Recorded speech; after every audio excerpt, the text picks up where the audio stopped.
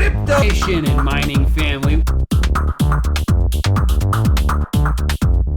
Crypto Nation and mining family. What's going on? Of course, like always, it's not financial advice. Yo, Crypto Nation and mining family, what's going on out there? So today, going to be bringing you a little bit of a part 2 of the BCU1525 build. As you guys knew from the last one, I had a couple of leaks. One of the leaks I did address, wasn't an issue with that. So hopefully everybody can hear me just fine on here. Still kind of waiting for everybody to kind of start rolling in. Everything looks good according to OBS side, so So, as some of you guys would have known already, while I was installing this really fancy distribution block from Dimas Tech, now I like this little block here. Problem that I had was, as I'm dropping stuff, but I actually broke one of the fittings. So this is supposed to screw through the block into the water block that's on the BCU1525. The one side was sealed up perfectly. I had no issues with it. When I went to the other side, when I put the pump on, it started dribbling. That and one of the fittings on the radiator. On the radiator side, the only thing that I was able to really do to fix the problem was to basically put some Teflon tape around the threads.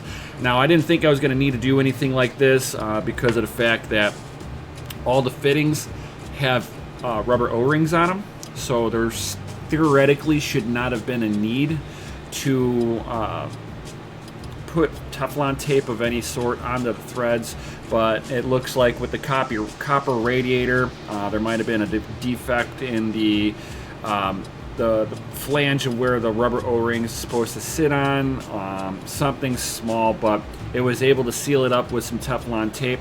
Yes, I do have it running, guys. It is hashing away. I can actually show you guys really fast here. Bam.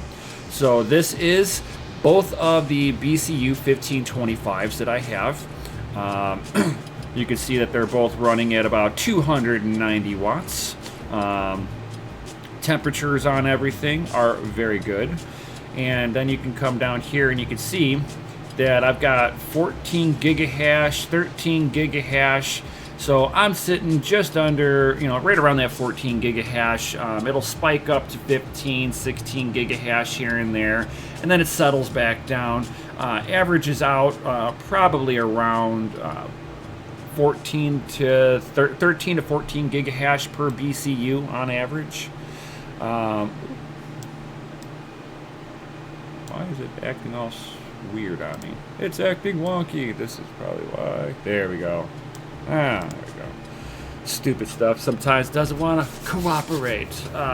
So to kind of distract you guys from the human malware outbreak, in Illinois we are on lockdown. Only essential people on the roads, unless you're going to your local store. You can't just go to the next town and, they got a better deal over there. No, they don't let you do that. You got to have proper documentation. You go to another town, you must have papers. So it's kind of gone into that category. They don't want anybody to really travel around at all unless you absolutely have to. Isolate your butt kisses at home. Unfortunately, with my job, I'm an essential person, so I've got special paperwork waiting for me at work whenever I show up there on Monday morning. Of course, I'm on shortened hours, all that good stuff. Chris is like, how many accounts are you using, Crypto Mikkel? We can use as many as we want. So since I'm just getting started up into it, first thing that I'm going to be basically doing is I'm going to shut down the BCU rig right now. What's really nice is I can actually command that right from here. So this is SSH, so I can SSH into the rig. It's running on Linux, so this is nice and easy. So I just go sudo and then one word, power off. And as soon as I hit enter, it sends the command through and starts to turn off the rig. And bam, she closed. It's done. It's a done deal. Should be off right now. Oh yeah, she's already off. So the first thing that I'm going to basically be doing is I'm going to take the rig and I'm going to unplug it from the mining room because I just turned it off as of right now. And I'm going to put it down over on the table, right up over here, guys. So hold on one moment as I basically real quickly unplug. I got to unplug an Ethernet cable. I've got a video monitor hooked up to it, and I have a power cable hooked up to the power supply. And this thing is currently running on 220 power. So it's nice and efficient and all that good stuff. So bear with me, guys. I just got to go get the rig real fast.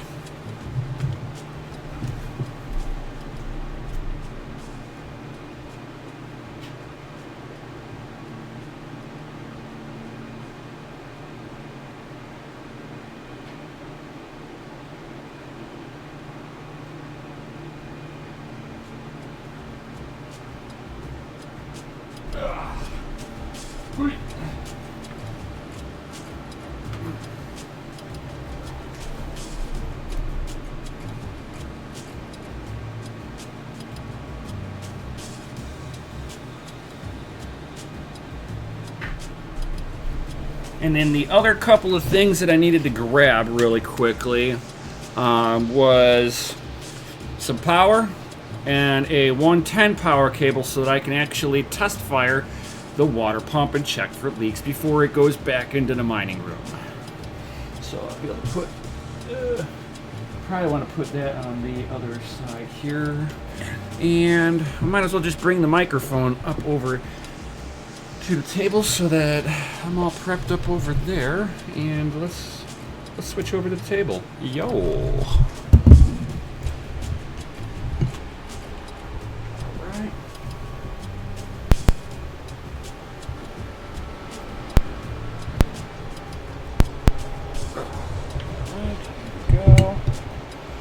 Set this good stuff down. Looks like for whatever reason I don't have enough length on you. Here we go. There we go. Oh, that's right. I need something soft to go underneath that. Otherwise, every time I touch the table at this point, the microphone's going to pick it up because the table is actually it's like a cedar chest, so it's kind of hollow on the inside. So if I put everything down onto a little bit of a fabric, it doesn't resonate through. All right, so here are the two 1525s, two of them. You can see that I've got a fan blowing on the back sides of the cards themselves, and you can see that I just basically hooked everything up with hoses instead of the water block itself.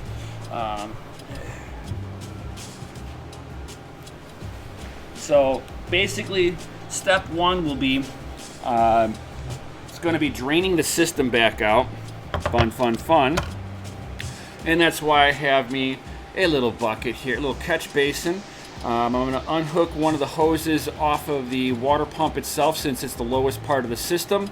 It should drain out most of the fluid that I need to get out of here. So let's go ahead and get this prepped.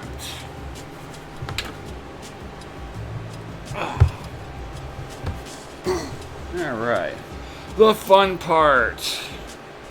Trying to get this without making a mess.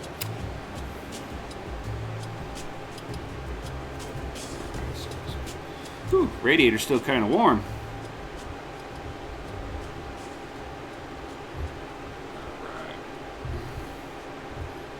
Come on. Must break out the tools already.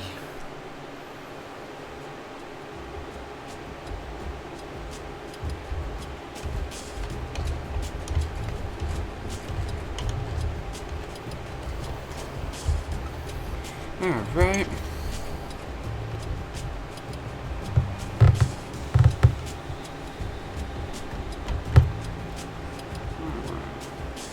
So let's get this over here. It looks like I should be able to just wiggle this just a little bit.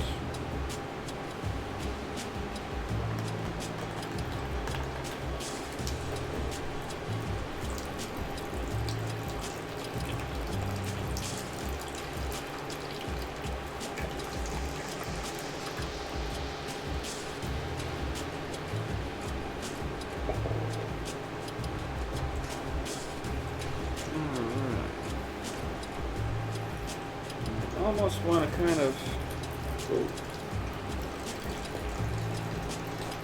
want to open up the cap on here to help get everything out.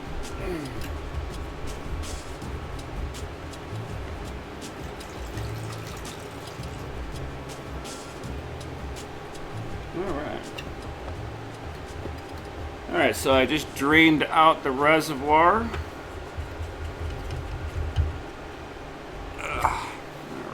Yeah.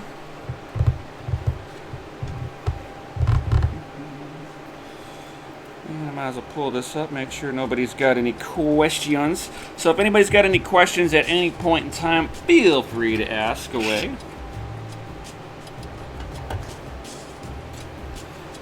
Alright, so the next step is going to start unhooking the BCUs, because that's what I'm really going after right now. Get the power cables out of the way, yeah.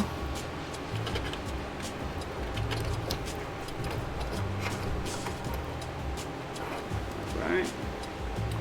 Those are out of the way, and let's go ahead and start unhooking the hoses off the BCUs.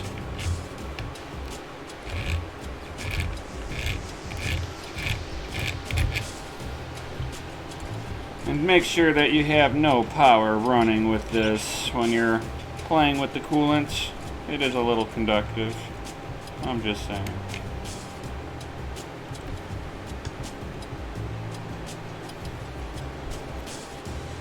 Alright. We got that pulled out of the way.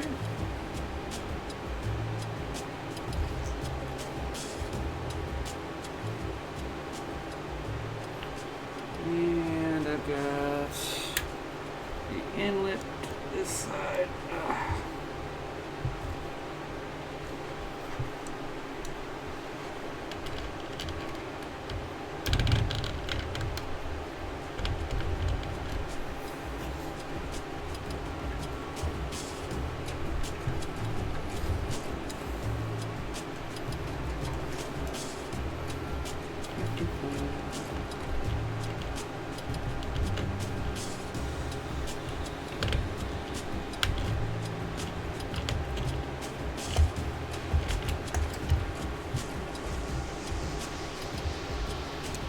Alright.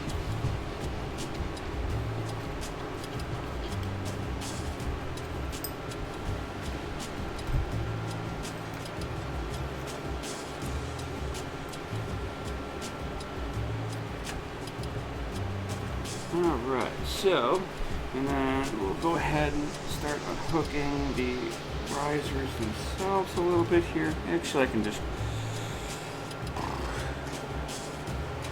Yeah, let's go ahead and just see if I can get to these safely and be able to get a little bit more pull power. There we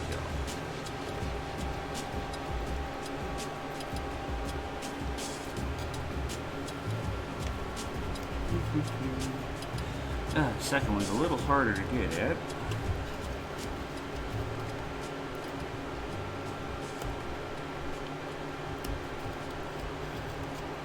So we're gonna have to just unhook you. Yep, unhook the USB cable out of you. Need to do the same for you.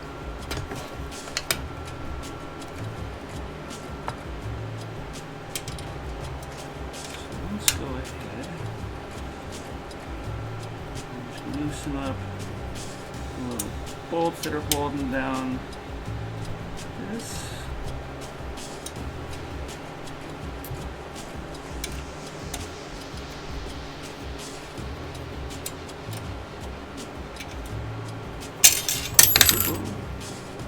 Come back here. Oh, there you go.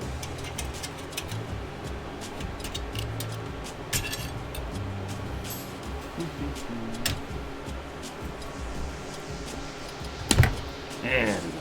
Alright.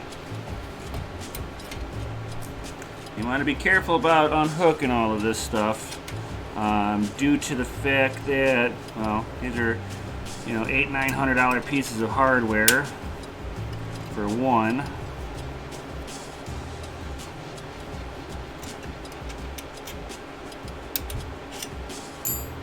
And then two, you're trying not to make any more of a mess than you really have to. So, as you see, I'm now holding the you don't see actually, I'm holding the BCUs up so that the water flows more into the block, so I can take off this back hose.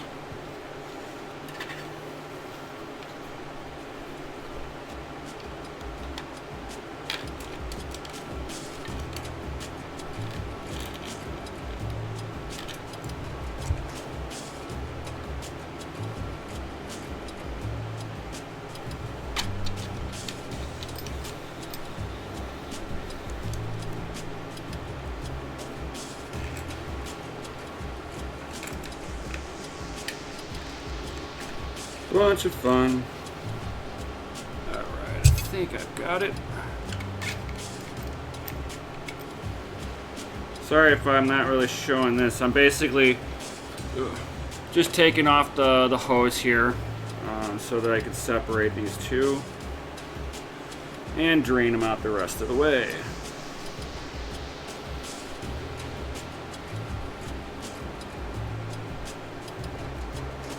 Which they didn't hold that much in there. Look at that. Alright, so let's go ahead and slide this down just a little bit so I'm a little bit better in the camera view here, showing off what it is that I'm doing. So now I'm going to take the fittings off of the water block themselves.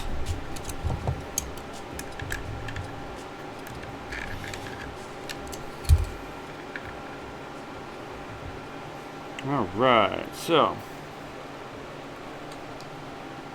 alright.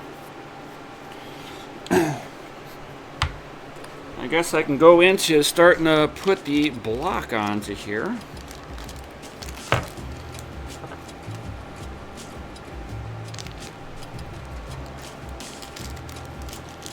Get a couple of these fittings. It looks like the O-rings are all the same.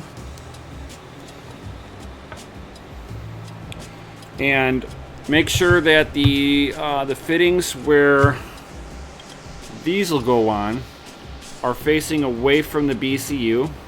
It seems to be that is the correct way to put this on. At this time, I'm going to go ahead and I'm going to put the fittings for the water block, for the hoses onto the distro block. And it doesn't have to be Herculean strength to put all this stuff on, just good and snug. Good and snug, that's it. Alright, perfect. So, this one was the farthest in. This one is the farthest out. So I'm going to go ahead and I'm going to take off these fittings.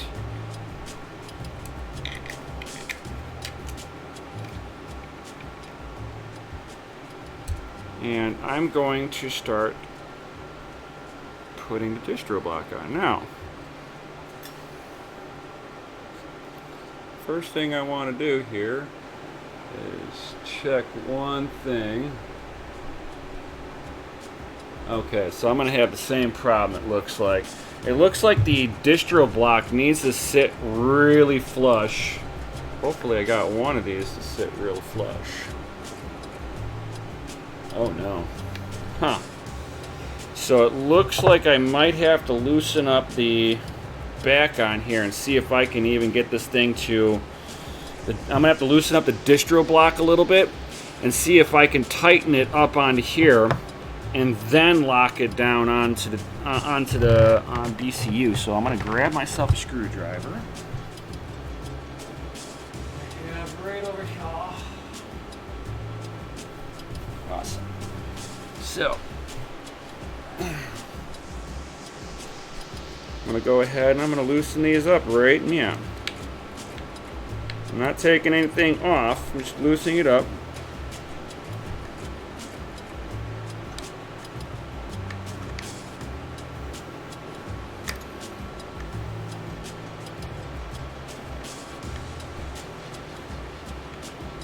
We're going to see if I can force this block on here.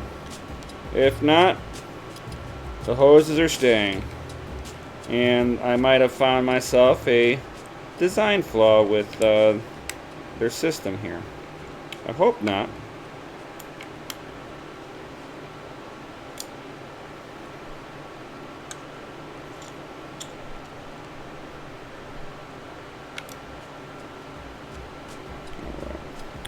So hopefully I can get this all together properly. I really would like to use them. They are really nice looking.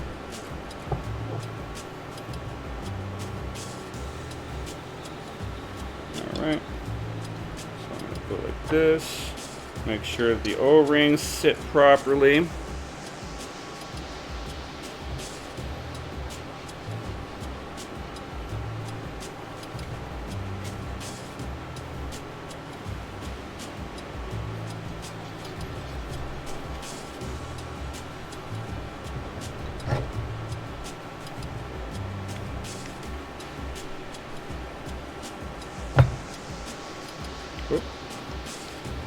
If I'm going to do this, I'll do it like this.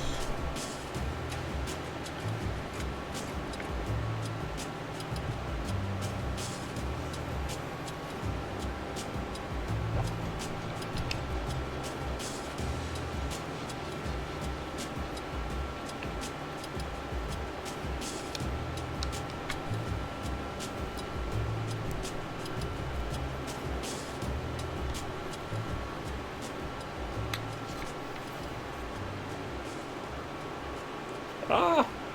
As I'm like dripping on myself. Oh, I just piddled everywhere. Nice.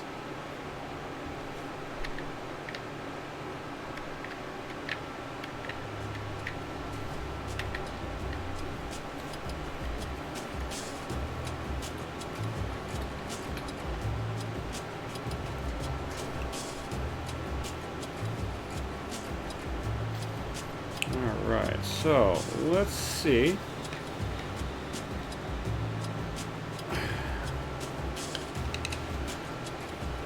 If I can like refrain from dripping on myself and see if I pulled the block right.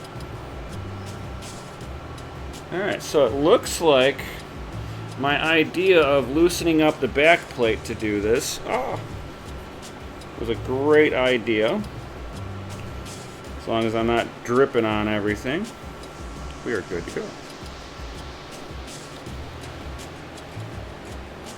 So, it looks like I should be able to just tighten her now.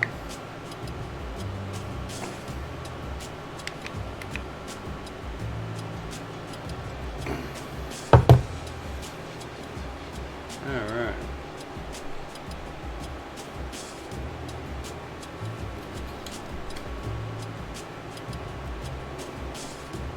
Alright, so it looks good now. So I'm going to tighten down this back plate. Hopefully that's all I needed to do originally. And it's something that's not in the instructions.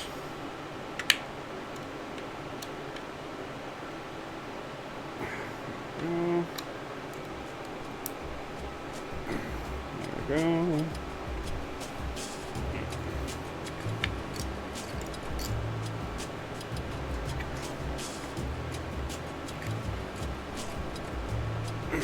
There we go. Alright. Everything's nice and dry. Cool.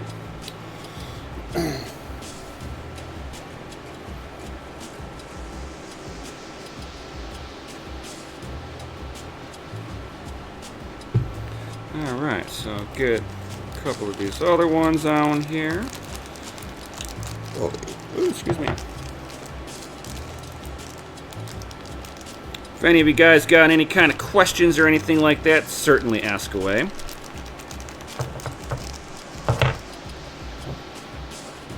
Alright. The fun part now, which is going to be putting the second FPGA on here. Because this kind of like locks them both together a little bit. It's a nice design on here, but it's a little interesting trying to connect things together.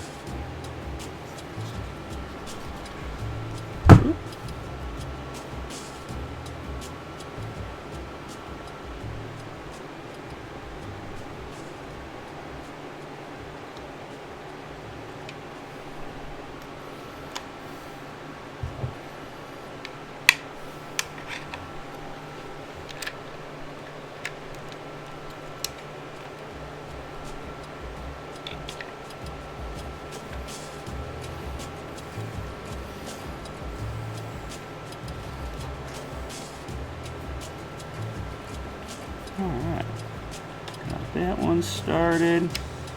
Like I said, it is interesting to start these.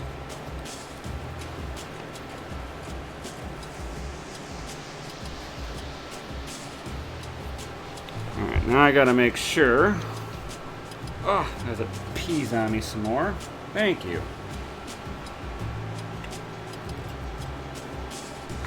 Alright, cool.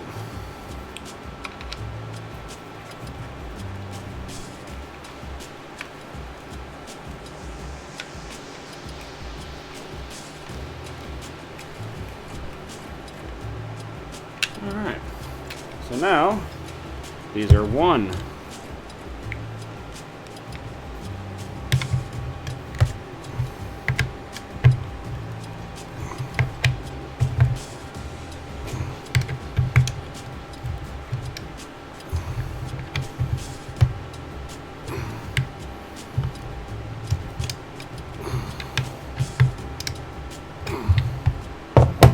Alright. So as you see, now these things are back on. They look like they're sitting very flush and all that good stuff. So hopefully, fingers crossed, there's no more issues with leaks on this thing.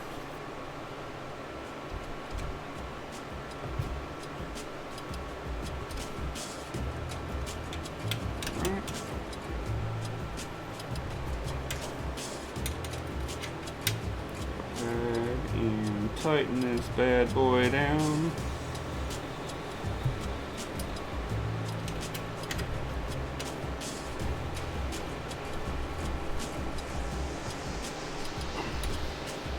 Alright, I can kind of move the coolant over here, and I know I'm wearing some of it. Nice. Now I've got 2 extra fittings, not an issue.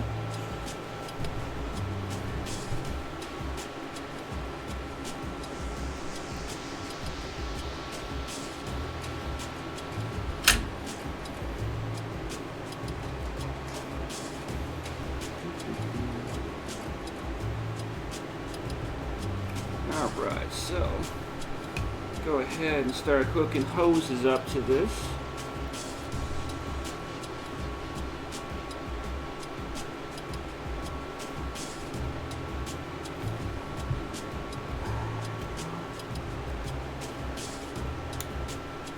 put the...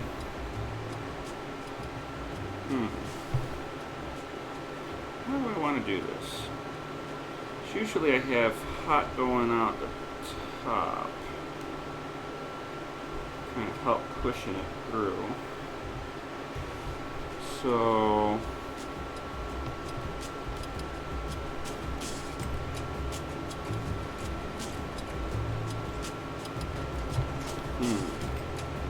Trying to figure if I want to put the hot on the bottom. Yeah, might as well. Cold on top, hot on bottom. Yeah, that sounds good to me.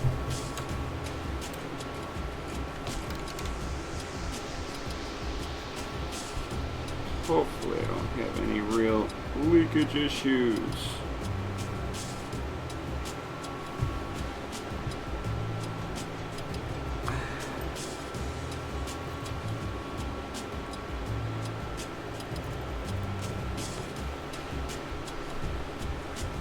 Put the cold up here. Right.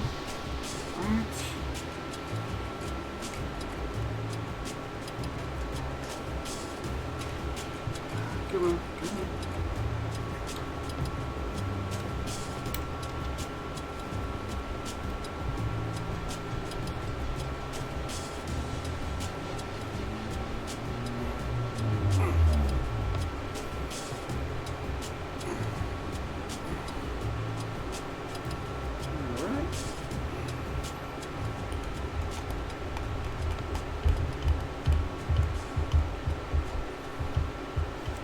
Alright, looks like we're good to go.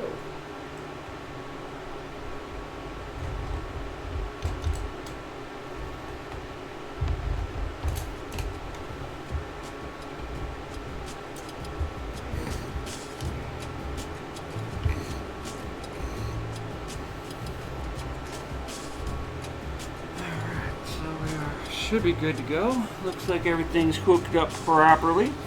Alright, so the next thing I'm going to do is I'm going to disable the motherboard so I don't have to worry about the motherboard trying to turn on and start the mining program up. So I'm taking off the CPU power, and then I'm going to be unplugging the motherboard main 24-pin power, and I'm putting this little adapter piece in there so I can test fire the power supply with no control of the motherboard. So now that's done. Bam, just like that. And I know I'm gonna have to put this fan sitting here somehow, so that I can blow air in between the two cards, so that I can keep the back plate of this one a little cooler. It just needs a little bit of air blowing on it. It doesn't need to be like, oh my god, you have to have all this air. And then you want to make sure your fan is... Oh, that's right, these Energy Max doesn't tell me which way you blow. I'm going to leave my Corsair one over here because it is blowing against the back plate on this one, so it won't be an issue. I guess the next thing I need is some power for the pump. So, go ahead and get over here.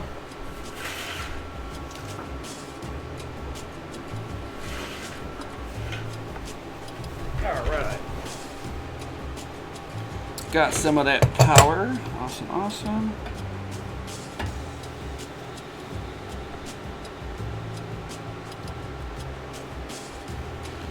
Motherboard should not power on with this. So, we got my cable all over the place here. Alright. These 1600 watt power supplies have some serious freaking power cables. Oh my god.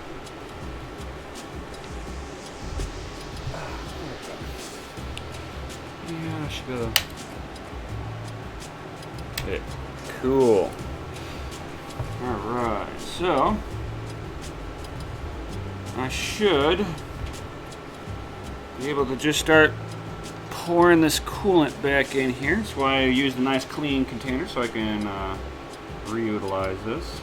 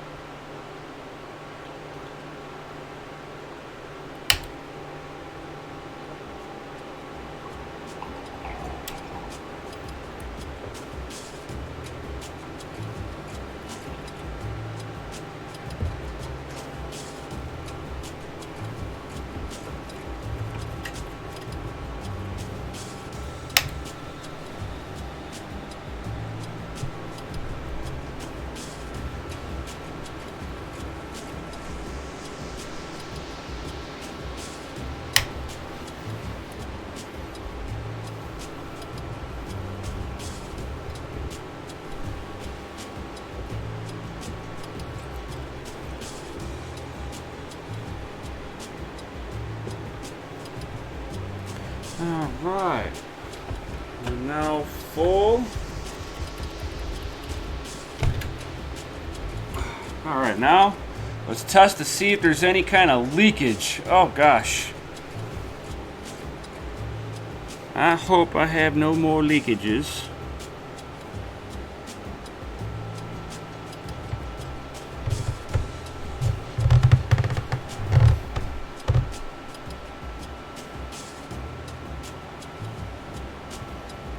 Yep, exactly. Serpent XSF. Time to check for leakage. My concern is the distro block.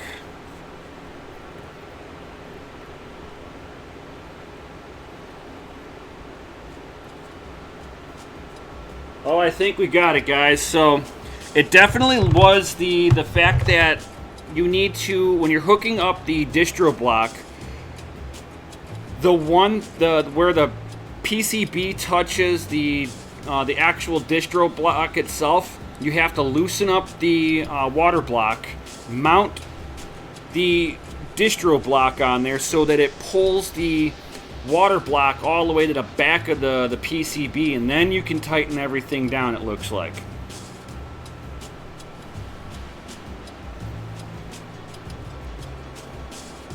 I have no leaks. Yes. I'm going to go get some more fluid here because it looks like I'm a little low because it's really aerating right now. Bad.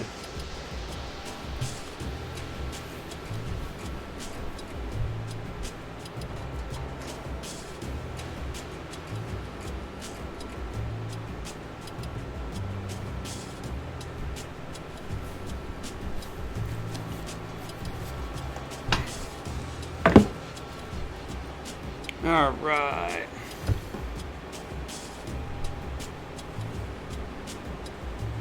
No leaks. Yes. Yes. Oh my gosh. Yes. So much yes.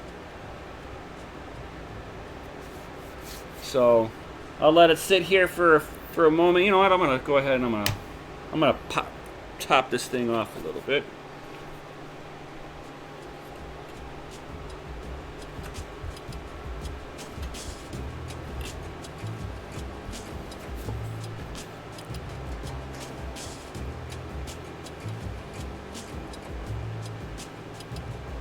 All right.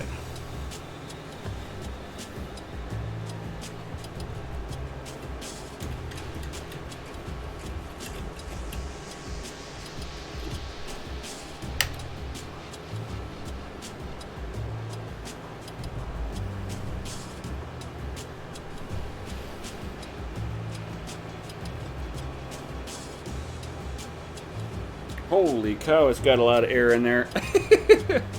Trying to work out the air bubbles out of the radiator. You can hear the radiator gurgle.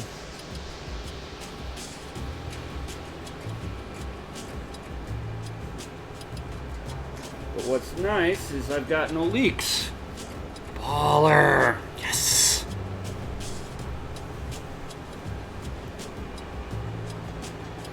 So I guess from this point, I've got to sit there and figure out how I'm going to mount this fan right here.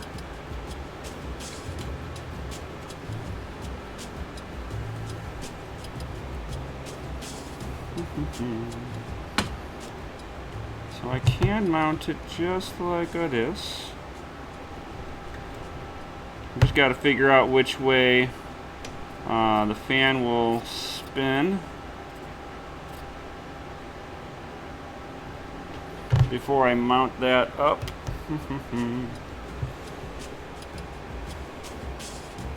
So I believe that it blows out the back side here, but there's no marking. This is one of those few fans that doesn't show a direction of where it's actually blowing.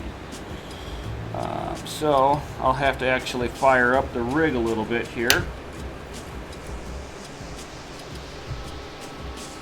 And when I'm doing that, I'm going to unplug my hard drive, so I'm not worrying about it booting up from the into the hard drive area.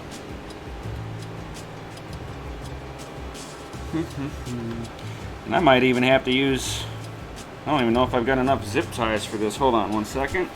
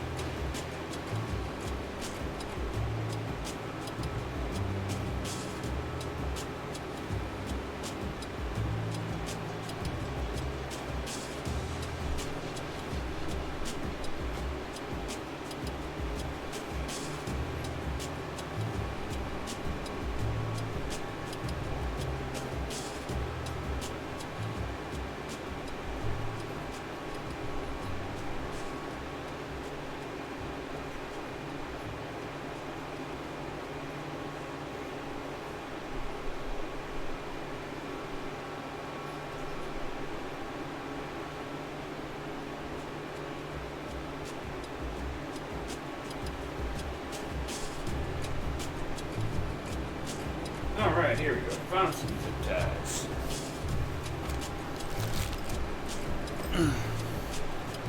Baller.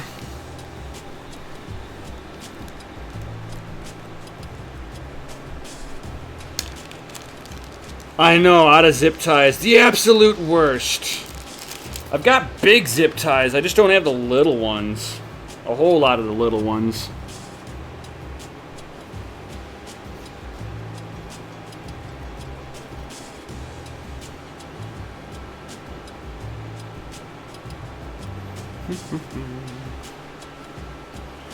Let's see if I can do this.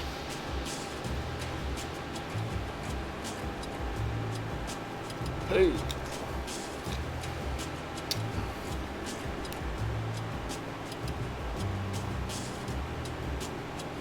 There we go. Awesome.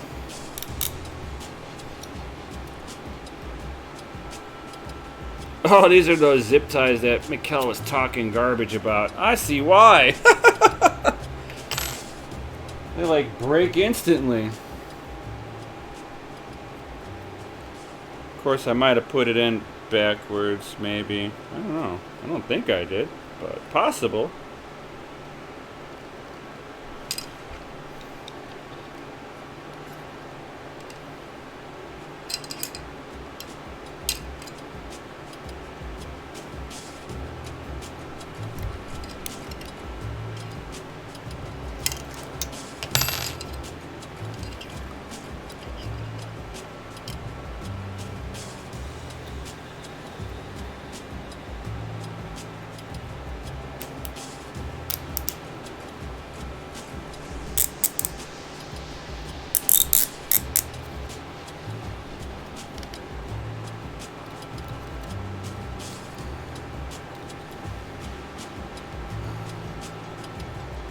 Alright. And the Kittel's like, yeah, those zip ties suck.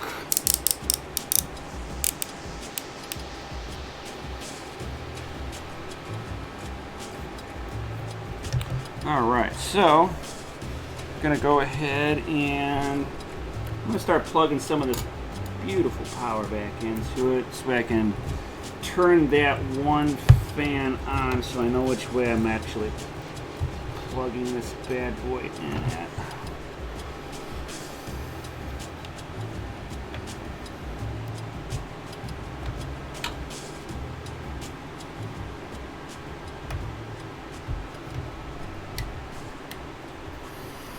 Alright, all of that powers in, that powers in.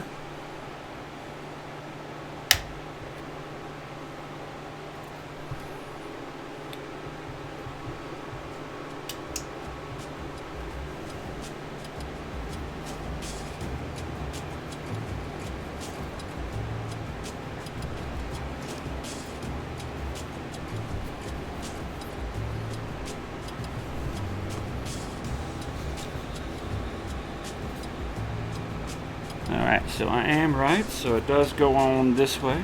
Cuckoo. Alright, let's get the other zip tie in here.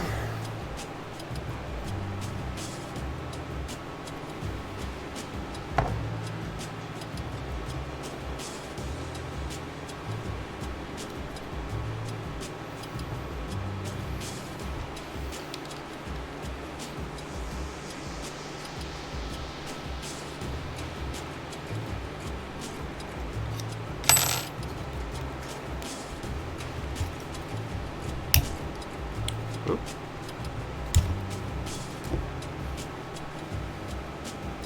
As I go ahead and start breaking these.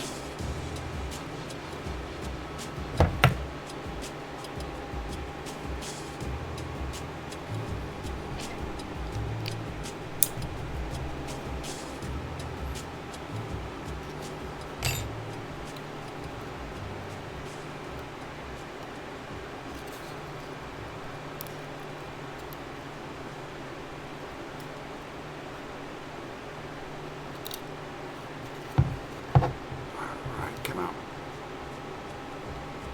Pull through. Yeah.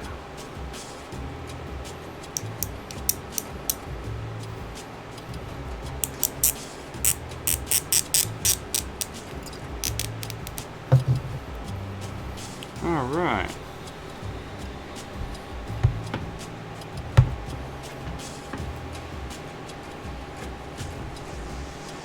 Alright, so I can get it into there like so. Oop, and I need to get 2 other zip toys, some better ones than those.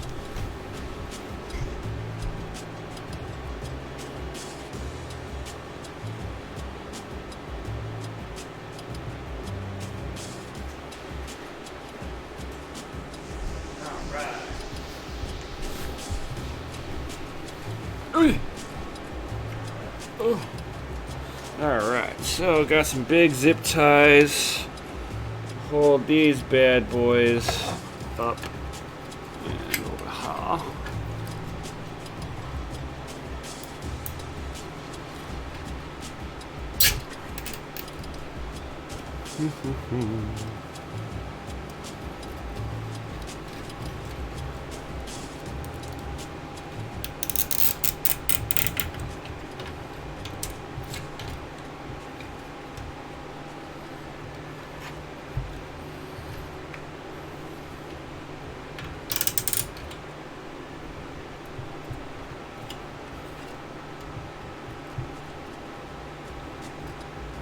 There we go. Alright, cool. So that is pretty much it. So now I gotta hook up the power back up to it.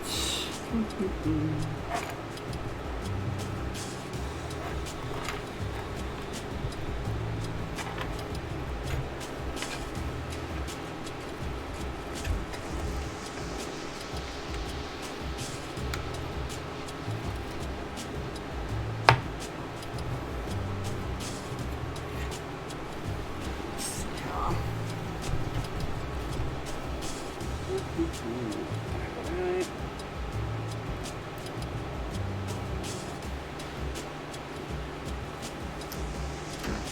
I got this one to hook up to you. And we have some of the power to the risers, y'all.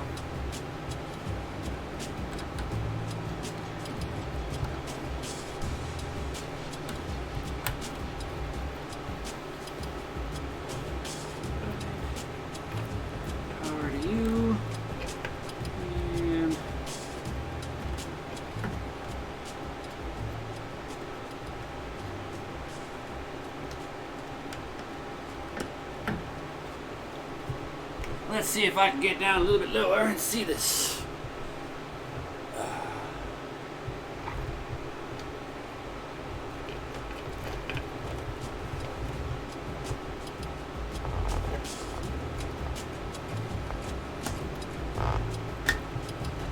Alright, cool. There we go.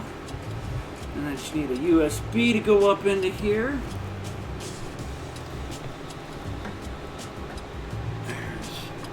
One, and here's 2. Alright, cool. Alright, that's pretty much everything hooked back up. I mean, for the most part, I could turn this thing on like so. Hit this button right here. And I don't know what the heck was just rubbing on you. Oh, probably that. Aha! That needs to go off to the side, just like so.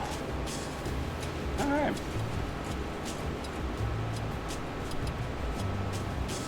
Beautiful. So now I can go ahead and just undo all my powers and all that good stuff. Hook up my thing right there, and you know what? I think I'm going to put this back into the mining room, and let's see how this thing fires up now.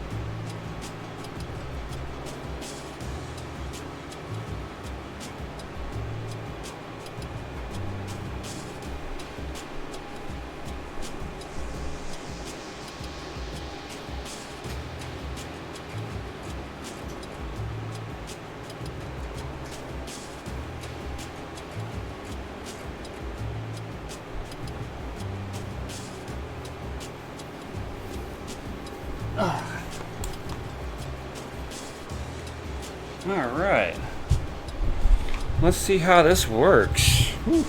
Get back up over into my awesome seat over here.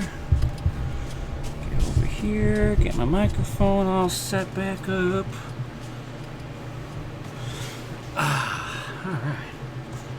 And I can, bam, just like that. So, now that thing should, oop, you know what, I forgot to do everything but hook up the Ethernet cable to it. Dang it.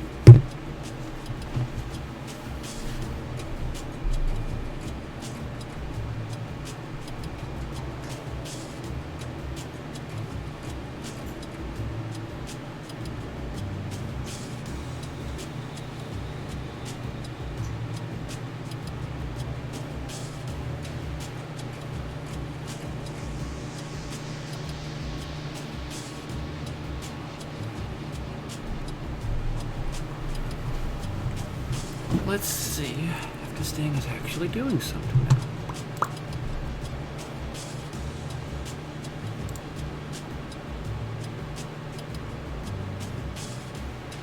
Alright, so it's definitely not. I might have to restart it because I didn't have the Ethernet cable hooked into it.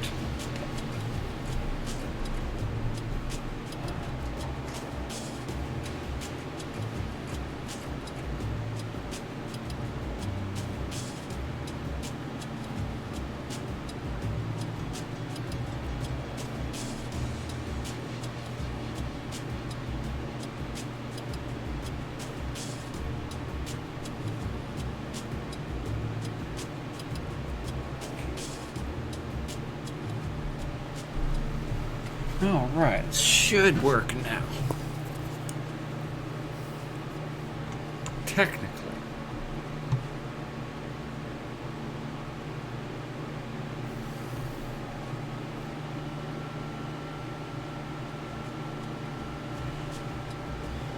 Alright, so we're partially back up. I'm like looking over at the, I have a screen hooked up to it right now, so.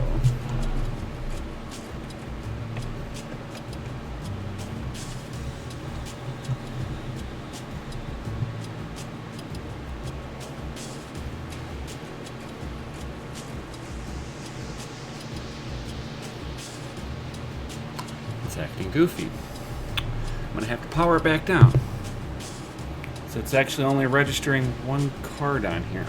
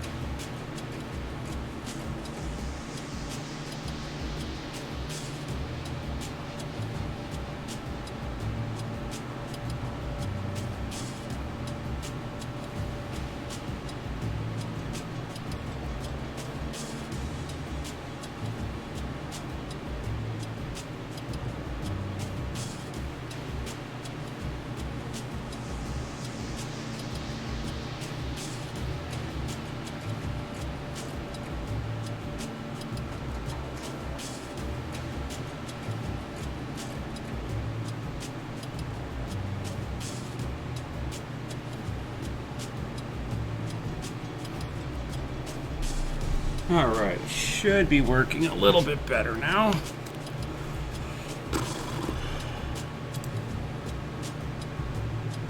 Let's see here. We'll try this again.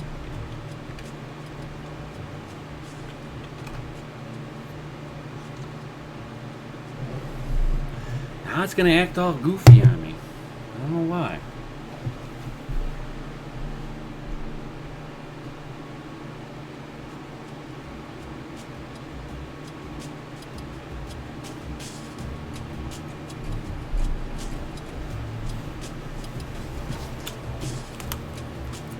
For some reason, it's only showing one.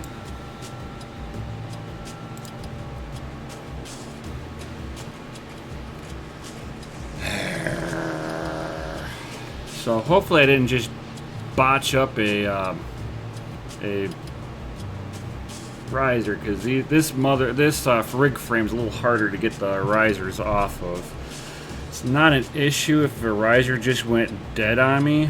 I just need to figure out why.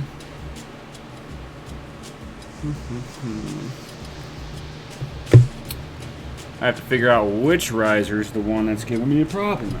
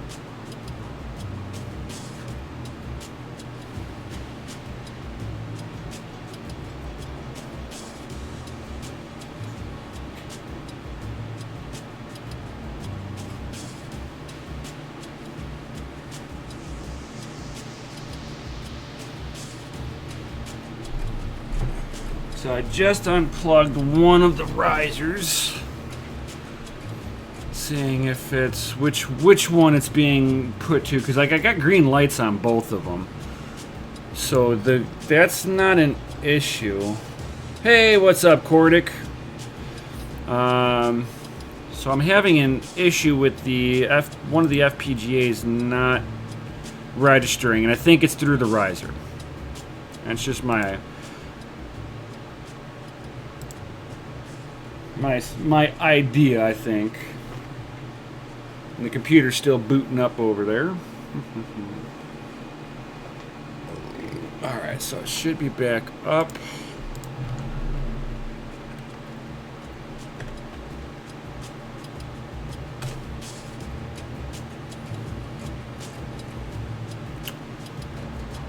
Alright, so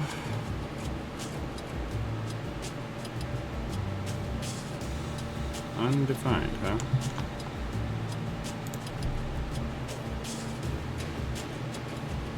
So it looks like it's still kind of loading up over here.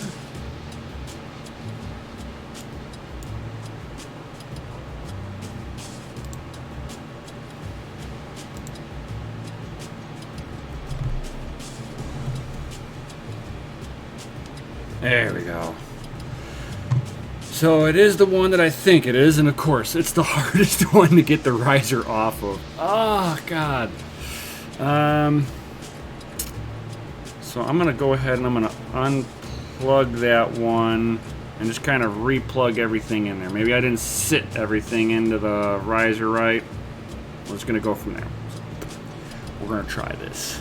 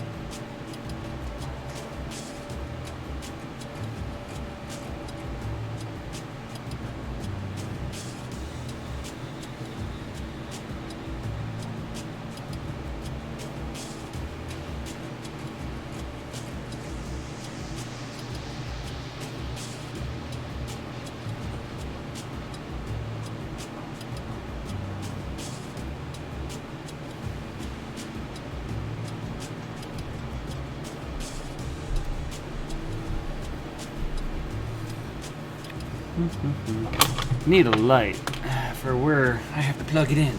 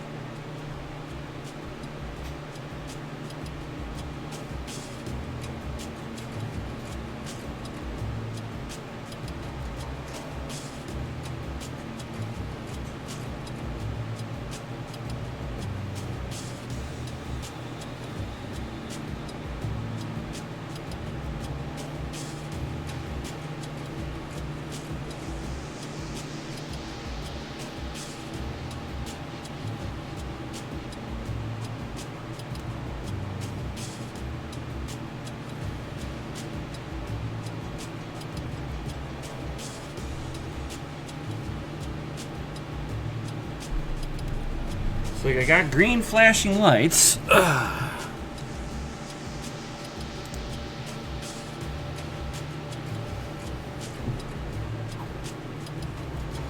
Alright, so it looks like I got green flashing lights on the FPGAs, which signal that they do work.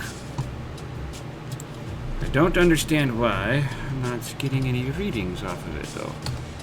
There we go. I got them both now. So it looked like either the power cable to the riser didn't get set in all the way, or I think it was the USB didn't get in all the way, because it's in a really bad spot on the frame. There's like a frame wall right there at right by the last card, and you gotta like finagle your hand in there. It's not like the regular Veta frames where it's all nice and open, like the one right behind me where I can grab each one of the bars individually.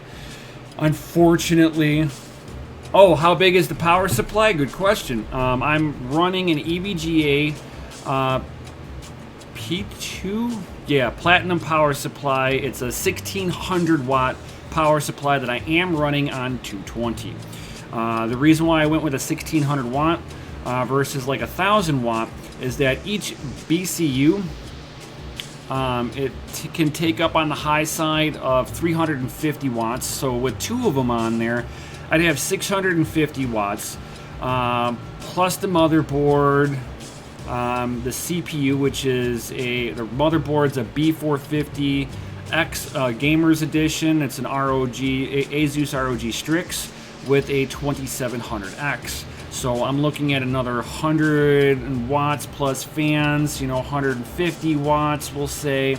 And, we got the pump on there. We've got four 120 millimeter fans for the 480 millimeter radiator on there, because it is water blocked and all that good stuff. So I wanted to make sure I had enough power, and I didn't feel comfortable with 1,000 watt, unless I was putting 2 of them on there. But I had a 1600 watt just off to the side. I was like, this would probably be the better option. This way I'm hitting, you know, really close to that 900,000 watts already. So I'd rather just have more overhead with the power supply, but that's just me. And Cordic, if since you're coming in a little bit late, what I was going after is there was a distribution block because I'm water blocking in FPGAs, and it looked like the one side of the distribution block, when it bolted up onto the water block for the BCU1525, the PCB was protruded forward a little bit, which caused the whole block to sit on there crooked. And as soon as I turned the pump on, it started leaking. I thought it was just one of these fittings that I broke was the issue. I just thought it wasn't getting tight enough is what it was. So I went to tighten down one of these, and then snap. I'm kind of like stalling, letting everything kind of ramp up. It already looks like my temperatures are lower, just right off the bat. From what I can see, it looks like it is a little lower, but the FPGA has not fully ramped up yet. I'm kind of trying to wait for it to kind of ramp up. While it's mining 0x Bitcoin, it will hit a wattage of about 289 to 292 watts. At that point, that's when the BCU is basically fully warmed up for what it's going to do. And then you've also got to wait for, also coolant temperature saturation, because as the coolant starts to reach its high-end threshold of what it can absorb, then you start seeing where its true temperatures are at. Water blocking versus air cooling, you're not going to see huge differences in between them unless you've got an inadequate air cooler. Putting this water block on there is like putting the best air cooler money could ever buy on there. I don't even know what that would, what kind of a cooler that would be, just to be honest. That'll be able to pull off that kind of heats. Some of those air coolers say that they can handle, 500 watts, 1,000 watts. That's basically the area where you're going to want to have a air cooler be able to compete with that much wattage pulling through. So we're at 166 watts, and my temperatures are 57, 54, 53, 51. So my phase temperatures seem to be better. But again, it's not fully ramped up, unfortunately. I wonder how long this is going to take. If you guys want to wait here for a second, I'll definitely keep an eye on this for a moment. And at least I now know the identification of each BCU now. Now I get to sit there and label them, because I'm going to know which one's which now. It's like, yes, thank God. I know which one's the problem now. So I was wondering how I was going to tell the difference. I knew I was going to have to turn it off and turn it back on in order to do this. We're starting to crack into 170 watts. Ooh. This thing ramps up from 150 watts and then just slowly starts increasing wattage over time. I'm not sure why it does that. My suspicion is that it's trying to slowly warm up the PCB instead of just nailing it full power and watching everything break. Knowing that the FPGA chip is temperature sensitive, so if you get the chipset too cold and it starts to mine on it, you actually run a chance, and you'll hear it. I've heard it from extreme overclockers when you break the CPU or you break your GPU. And what ends up happening is you get it so cold that you put it underneath the workload and it starts to warm up, and something expands while something else is contracting, because as things warm up, it expands. When things cool down, it contracts. So if you've got extreme cold contracting something and a portion of the chipset starts to warm up and expand, it's going to cause like a lot of tension under pressure. And not always, but sometimes you'll hear a little pop, and that'll be the last time anything works on that chipset, because when you pull the cooler off, you're going to either see like a little pit mark in there where whatever it was blew out of the chips, out of the die set, or you're going to see like little fragments of the silicon, or you're going to see a big gnarly crack right down the face of it. I've seen pictures of it. I have not experienced that myself. So, all right, so we're starting to encroach 180 watts, and we are at 60C. So it looks like the temperatures are actually a lot better, guys. I'm just gonna say it like that. It looks like my temps are better.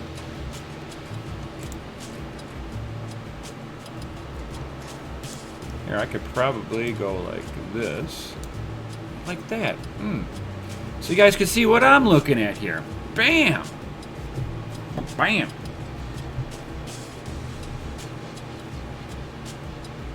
So now you get to see that we're hitting 180 watts now.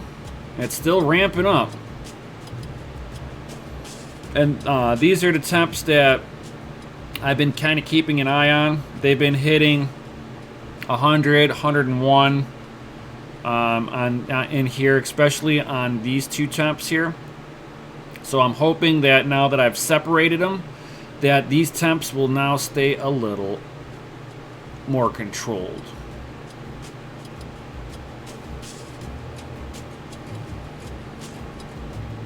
But man, it does take a hot minute for it to start doing this. I'm just saying.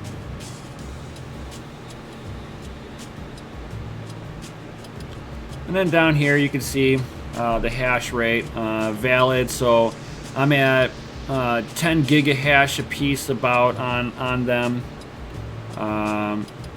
These temps have always been good. I have not had to actually it's these three temps, or six, 3 on each card. These 3 and 3, so 6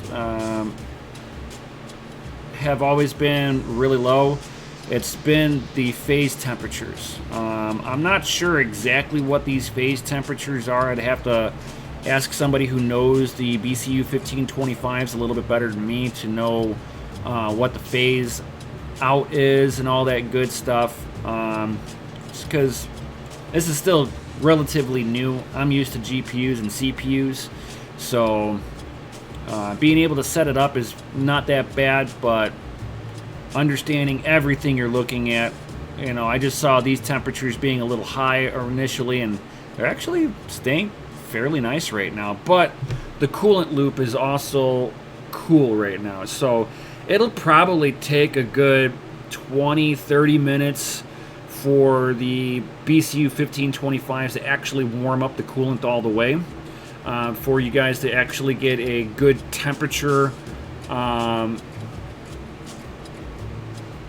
good temperature readout on this. So I'm thinking that you know, you guys probably don't want to wait. I'll give you guys an update either through DCA Adventure or on my next video. I'll give you guys an update on temperatures and all that good stuff.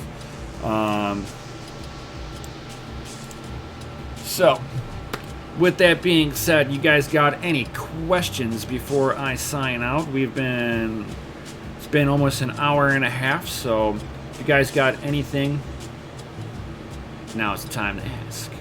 Any water blocking questions, anything like that.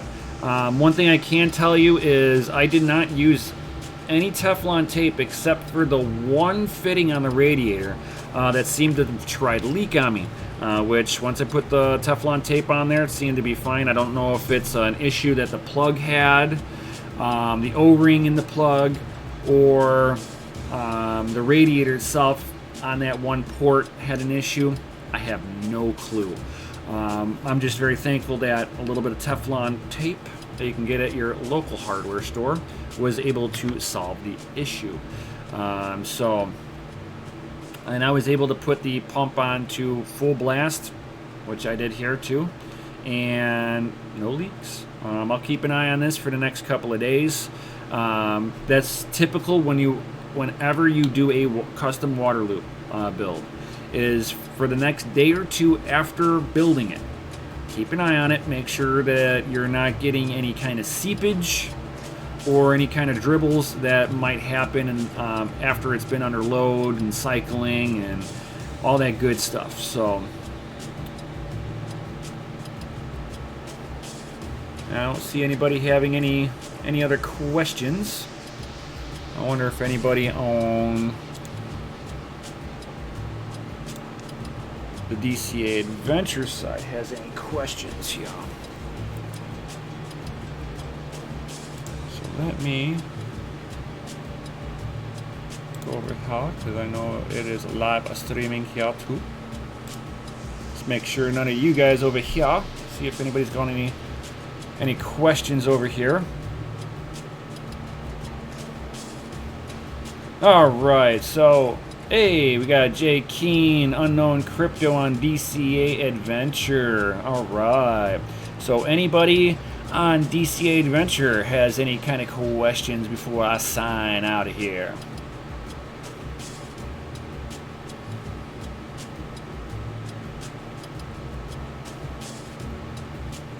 And I'm glad you made it, Unknown Crypto. Awesome, awesome.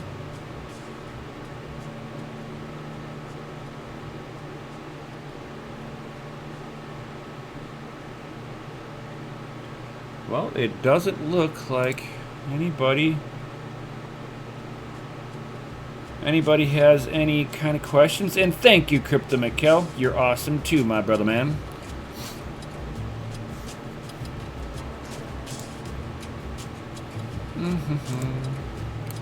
Give it one last little look-see. So it looks like at 203 watts, I'm at 68C on the one card. Looks like one of these is a little warmer than all the rest.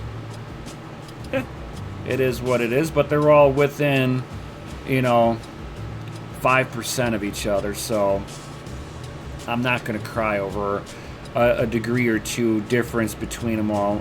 Even my GPUs, right after I rethermal them, there's usually one that'll run a little bit warmer than everything else, and it doesn't matter what I do on it, guys. So I'm figuring the BCUs will be the same thing.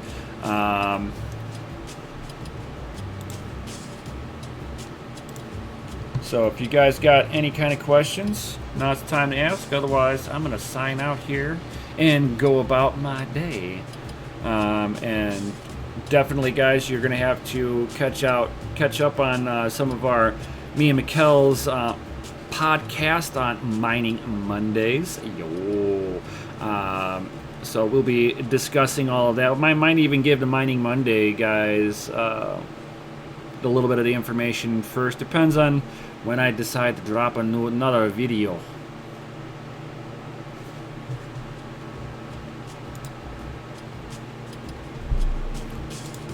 All right, so it doesn't look like anybody's got any kind of questions. So I hope you guys all have a wonderful day. Be safe out there. I can't say this enough. Wash your hands. Take a bunch of vitamin C. If you're outside and you're doing daily stuff, refrain from touching your face. Whatever it's going to take, do not touch your face. Wash your hands a lot. And when you guys come home and you've been out and about working or going shopping, strip down at the door. That stuff goes right into the washing machine.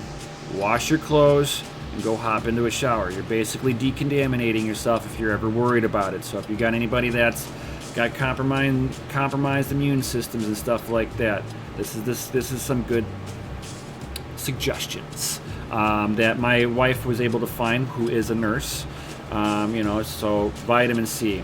If you're out and about and you feel a tickle in your throat, you feel dryness in your throat, stop what you're doing. Gargle some salt water. The human malware likes to live in your throat first. And then it goes from your throat to your chest. And when it goes into your chest, that's when you have issues.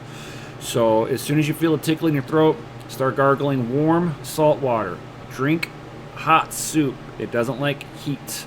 Drink some hot lemon water. The lemon water has got antibacterial in there, and it's also good for your system. So definitely just kind of, keep washing your hands. When you come in from being outside and you've been in public, treat your clothes like it's got the plague on it and just go wash it, and then you yourself go hop into the shower. The virus can live in your hair, so it's wise to shower as soon as you get home. Take a nice long hot shower. Good advice.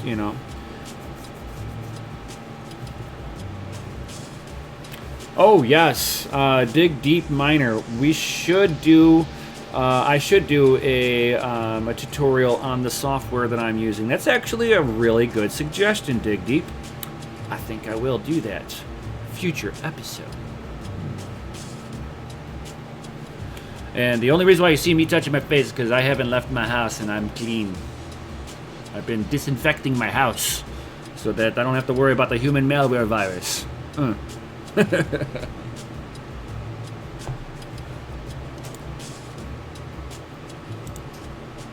So yeah, Dig Deep, I will definitely do that for you. Do a tutorial on the software that I'm using right now. Eventually I'll be switching over into a new software also. Kind of check out, I think it's called Vivado. And give an in-depth, detailed how to use, because the program that I'm using right now is actually based in Linux. So I've got Linux on the hard drive right now.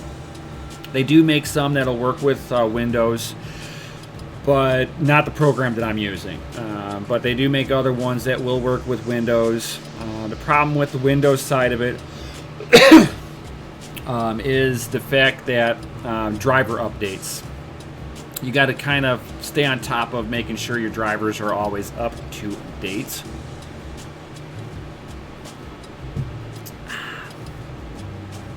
And so I'll have to play around with the Windows side. Whenever I put everything together on the rig originally, I did have a hard drive with Windows on there. The reason why I say had is my brother, cleaning up all the wires, he accidentally mixed up my Corsair cables with my EVGA cables. So not realizing it, I thought everything was EVGA in the box. I grabbed out a cable. It was a Corsair.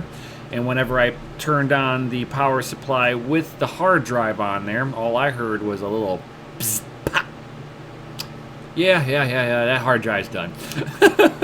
So, thankfully it was only one cable that I grabbed, and I went through the whole box, and I'm like, anything that looks like this cable. Went through, found one more. I'm like, oh, thank you, bro. You mixed them up on me. Oh well, live and learn. I'm not mad at him. Just a little bit. If he's watching. I'll have to get another hard drive if I want to play with Windows on there, just so that it's easier, because I like to have a hard drive with Linux just already on there, already set, ready to go. I was hoping to have a Windows hard drive so that I can, experiment with both sides of it very easily. I'm not like downloading, reloading, So I won't be doing the Windows updates or anything like. I won't be doing like a Windows one until I can get another hard drive. So stay tuned for that one. Does anybody else have any other questions before I sign out? Anything? I know there's like a few second delay. Doesn't look like anybody's watching it on my crypto and hot rod side right now. Looks like being that it's midday, people are probably still trying to figure out how to deal with the human malware virus, you know.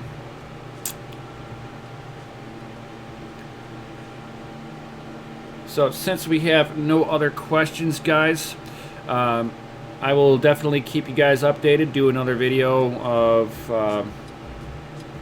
when is the Ethash bitstream coming out. So with that, now I've been talking with a few of the developers. It looks like they have the Ethash one ready for current. I think they're still testing it. I don't know how complete it is, just to be honest. It looks like partway through, a couple of the devs are thinking that the algorithm's going to be going completely prog-pow, which, if that's what they're thinking, they might have stopped development on the regular Ethash, and now they're trying to start finishing up on the prog-pow end of it. I don't know if they're going to actually implement prog-pow.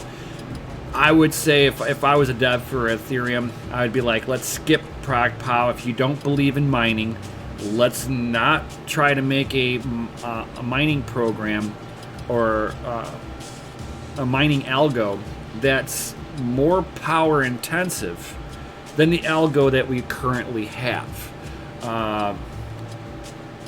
And if they're going through proof of stake, they should just be concentrating on making that right.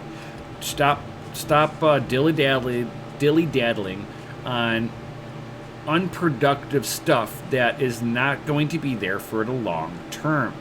Why do a baby step when you can just implement proof of stake? Just get it done with, like a band-aid, get back to work, do your thing. That's just my concept on it, where I don't think that, you know, Vitalik Buterin needs to be wasting his time on prog-pow. He does not believe in mining. So I'm cool with that. That's fine. Have your, you know, I'm cool with him not being in the proof of work. That's fine. Proof of work is, of course, not the only way. In my opinion, it is the best way, but it is not the only way. Will it be the best way? Will proof of work be the best way forever? I don't know. Will somebody come along the side and actually make a proof of stake that works correctly? It'll happen. How about that SHA-3? Well, that's where Ethereum Classic is going to be going to. SHA-3 is FPGA Playground. So if Ethereum Classic switches over there, they're going to have a very stable network, very secure, safe network that will have good dedicated hardware for it. They will be, in essence, getting rid of the ASICs.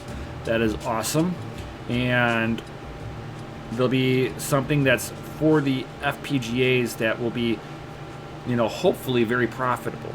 But one will have to see on how it goes, because I was talking with another developer that's actually friends with the main devs for Ethereum Classic, and they're kind of been arguing back and forth. Are they going to stay with Ethereum and reintegrate back in with Ethereum, or are they going to actually propose the fork and go into SHA-3? So it looks like there's like a little bit of a disagreement that the two main devs of Ethereum Classic are having. I'm sure they'll hash it out. But yeah, I mean, the one guy the one developer that I know,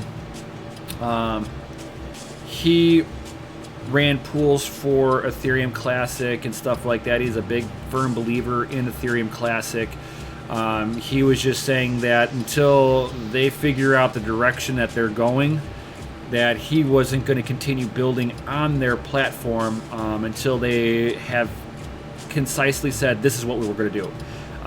That particular developer that I know, he is a fan for Ethereum, which is fine. You know, he likes Ethereum. He's been building on Ethereum platform for a while, for a few years now. But he wants to build on Ethereum Classic also. But, you know, a little bit of an inner squabble. They need to work that out. Once they do, I think that they'll be stronger for it if they go to SHA-3. That's just my opinion. If they walk with Ethereum, then there really is no necessity to have Ethereum Classic if they don't try to fork away from them. That's just my opinion, but I could be wrong. Any other great questions before I sign on out?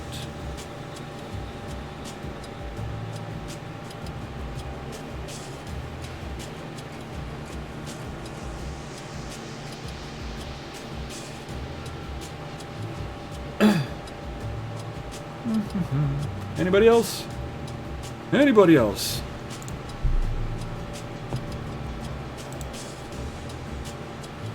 Oh, no problem, Dig Deep. Anytime, anytime, anytime.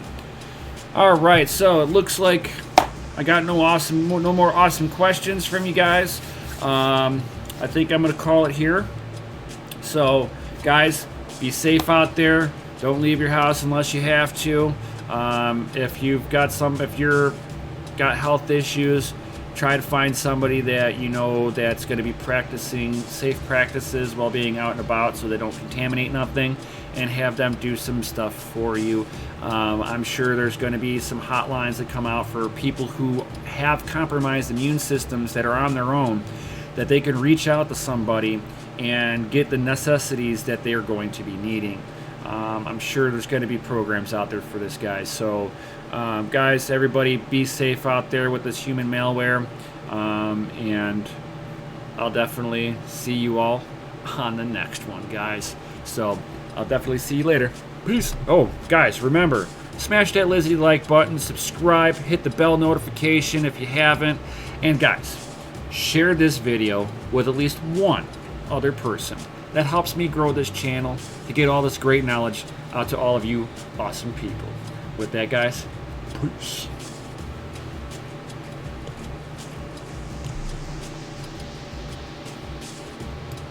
Oop, my thing is acting slow.